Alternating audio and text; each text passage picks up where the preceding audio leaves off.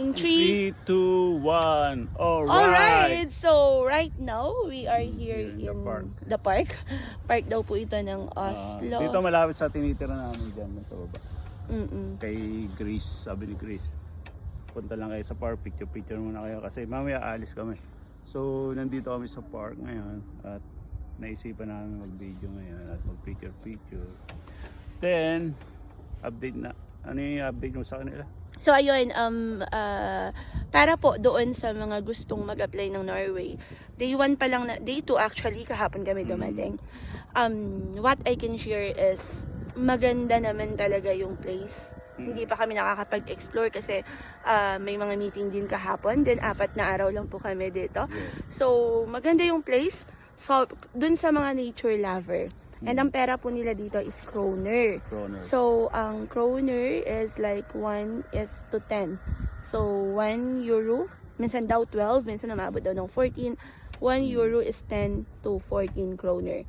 So, when it comes to cost of living, since libre naman yung accommodation, then I guess there's nothing to do with that. Yung foods, parang feeling ko, 2 days pa lang naman pero update namin kayo. Feeling ko parang Dubai lang din siya. Yung mga foods na. Kahapon nag-market kami ni Grace. So yung mga foods is actually, it's almost the same ng Dubai. Yun lang, mataas lang talaga yung salary para sa mga production worker. I called Ate Shana kanina. I-schedule yung pagpunta namin dun sa factory. I'll check with her kung anong oras and we'll give an update. Yes, we will update you guys sa mga nag-apply ng Norway at nakakuha ng work permit. Congratulations sa inyo.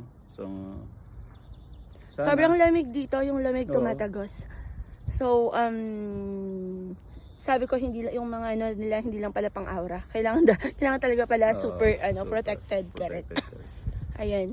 So, kaya wag kang lalabas na basa yung buhok mo dahil kung lalabas ka basa ang buhok mo, trangkaso daw labas. So, kaya pinag-bonnet kami. Ayan. So, thank you so much. We'll keep updating po kung ano nang kaganapan. Again, this is Ariel. This is Ariel. Nagsasabing mamaya ulit.